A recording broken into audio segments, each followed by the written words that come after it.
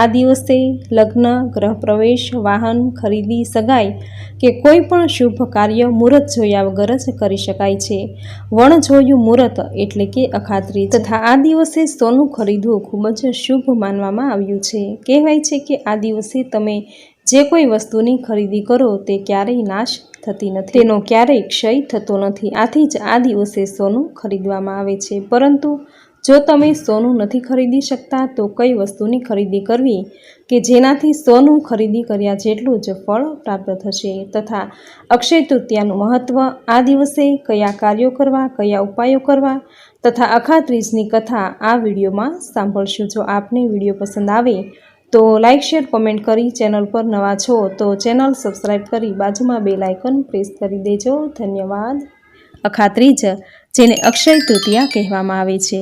કહેવાય છે કે આ દિવસે કરેલું કોઈ પણ કાર્યનો ક્ષય નથી થતો, તે અક્ષય રહે છે. આથી જ આપણા હિન્દુ ધર્મમાં અક્ષય તૃતીયાનો દિવસ ખૂબ જ શુભ માનવામાં આવે છે. ગુજરાત, સૌરાષ્ટ્ર અને કચ્છમાં અખાત્રીજને વર્ષનો વચલો દિવસ કહેવામાં આવે છે.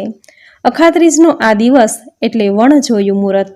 વર્ષમાં એવા 4 વણજોયા મુહૂર્ત આવે છે: બેસતું વર્ષ, ચૈત્ર સુદ એકમ, અખાત્રીજ અને દશેરા.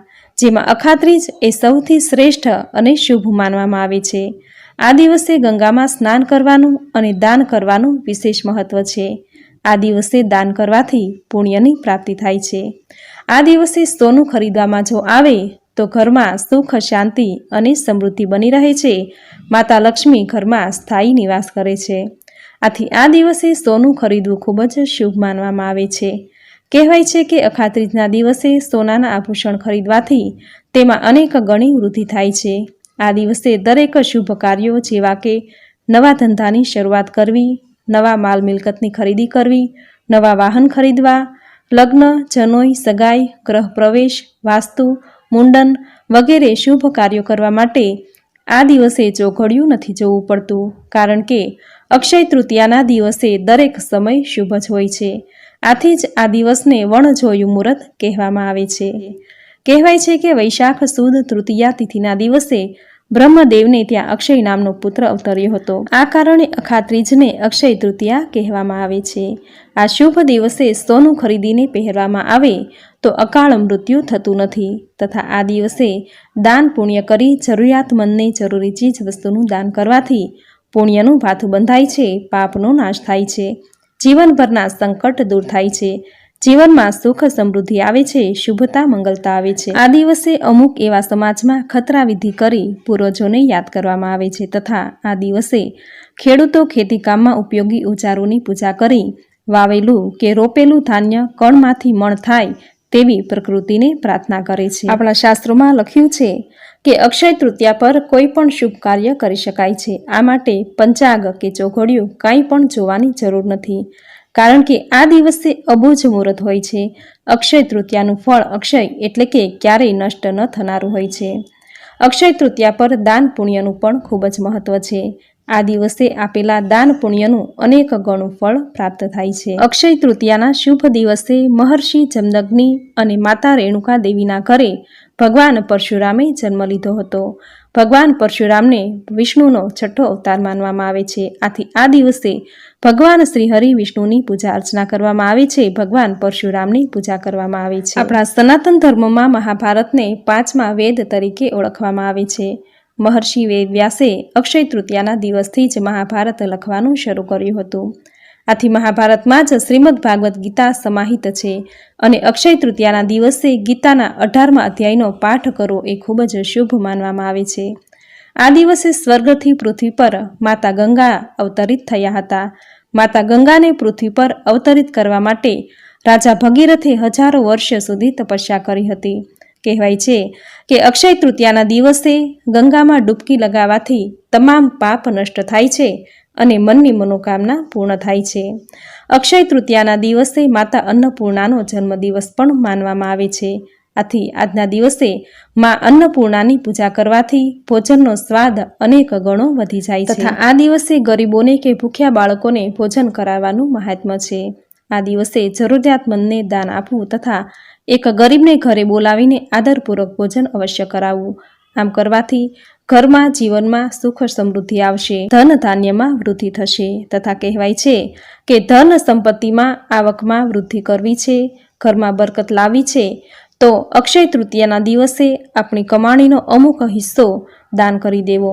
આમ કરવાથી ધન સંપત્તિમાં વૃદ્ધિ થશે, ધંધામાં બરકત આવશે, જીવનમાં સુખ સમૃદ્ધિ આવશે, માતા લક્ષ્મી રાજી થશે અને ઘરમાં સ્થાયી નિવાસ કરશે. આ દિવસે જે કંઈ કાર્ય થાય તે અતૂટ રહે છે.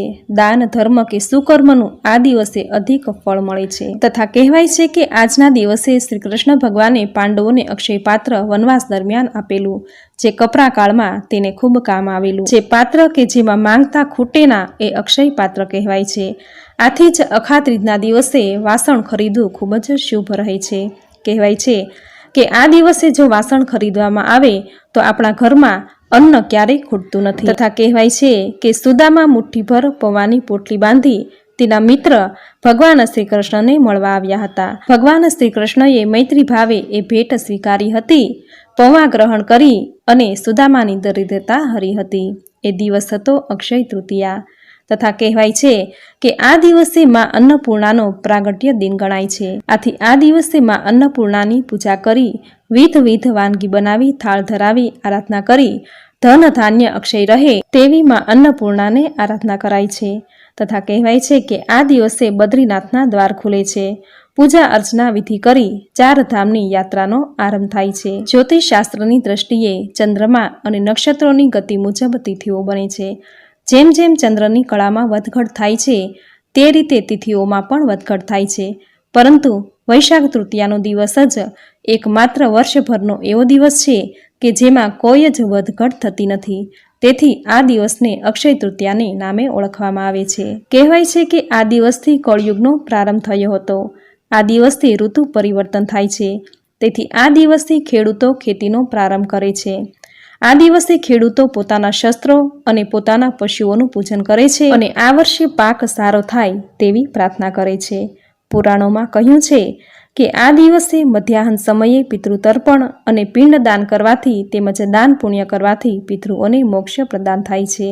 આ દિવસે ગંગા સ્નાન કરવાથી તેમજ શ્રીહરિ વિષ્ણુ અને લક્ષ્મીજીની એક સાથે પૂજા કરવાથી વિશેષ પુણ્ય ફળ પ્રાપ્ત થાય છે. આ દિવસે આપણામાં રહેલા તમામ દુર્ગુણો પ્રભુને સોંપીને તેની પાસેથી સદગુણોની અનમોલ ભેટ અને વરદાન માંગવાની પરંપરા છે. કહેવાય છે કે કુબેરજી જ્યારે લક્ષ્મીહીન થઈ ગયા હતા ત્યારે શિવજીએ અખાત્રીજના દિવસે શ્રીહરિ વિષ્ણુ તથા માતા લક્ષ્મીની ઉપાસના કરવા જણાવ્યું. કુબેરજીએ આ દિવસે વિશેષ ઉપાસના કરીને પુનઃ ધન સંપત્તિ પ્રાપ્ત કર્યા હતા. આથી જ આ દિવસે સુવર્ણ ખરીદવાનું મહત્વ છે. સુવર્ણ એટલે કે સોનું. જ્યારે અક્ષય તૃતીયાના દિવસે સોનાની ખરીદી કરીને ઘરે આવીએ ત્યારે માતા લક્ષ્મી આપણી સાથે જ આવે છે.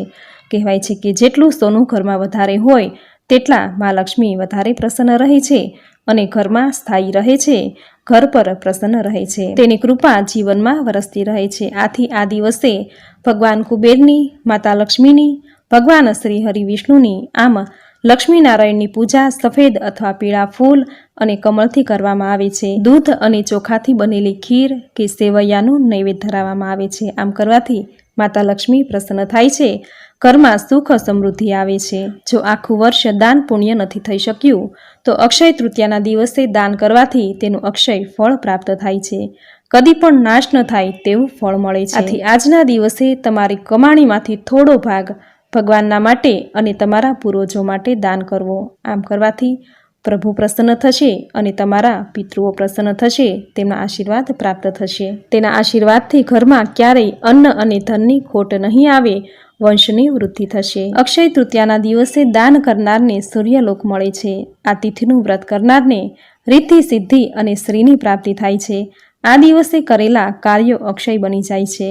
આથી જ આ દિવસે માત્ર શુભ કાર્યો જ કરવા. આ દિવસે કોઈની સાથે લડાઈ ઝઘડો કરવો, કોઈનું અપમાન કરવું, કોઈની નિંદા કરવી વગેરે કાર્યો ભૂલથી પણ ન કરવા. જેમના ભાગ્યના આડે કોઈ પણ પ્રકારની અડચણ આવી રહી છે તો તેમણે અખાત્રીજના દિવસે ભગવાન શ્રી હરિ વિષ્ણુ, માતા લક્ષ્મીની પૂજા કરો ત્યારે 11 ગોમતી ચક્ર લેવા.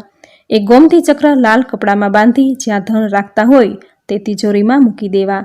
આમ કરવાથી ભાગ્યને આડે આવતી બાધા દૂર થઈ જશે, ભાગ્યનો ઉદય થશે અને થોડાક જ દિવસોમાં ભાગ્યોદય થવાનું શરૂ થઈ જશે. દુર્ભાગ્યનો અંત આવશે, જીવનમાં ખુશીઓ આવશે. કારણ કે ગોમતી ચક્રમાં દેવી લક્ષ્મીને આકર્ષવાની ક્ષમતા હોય છે.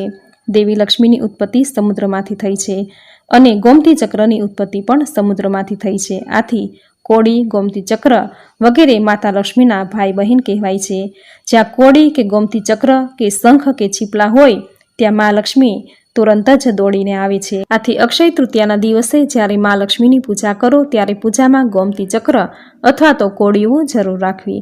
આમ કરવાથી માતા લક્ષ્મી તુરંત જ પ્રસન્ન થશે, ઘરમાં દોડીને આવશે અને પ્રસન્ન થશે, ઘરમાં સ્થાયી નિવાસ કરશે. તો મિત્રો, આ હતું અક્ષય તૃતીયા એટલે કે અખાત્રીજ ક્યારે છે તેનું મહાત્મ્ય અને આ દિવસે કરવાના ઉપાયોની સંપૂર્ણ સાચી માહિતી જે તમે પૂરી શ્રદ્ધાથી સાંભળવી તમને જરૂર ગમી હશે. તો વિડીયોને લાઇક કરી કોમેન્ટમાં જય મા લક્ષ્મી જરૂર લખજો. ચેનલ પર નવા છો તો ચેનલ સબસ્ક્રાઈબ કરી બાજુમાં બેલ આઇકોન પ્રેસ કરી દેજો, જેથી આપણા આવનાર દરેક નવા વિડીયોની નોટિફિકેશન તમને મળતી રહે. તો ફરી મળીશું આવી જ નવી ધાર્મિક માહિતી, નવી ધાર્મિક કથા સાથે. ત્યાં સુધી આપ સૌને મારા જય શ્રી કૃષ્ણ.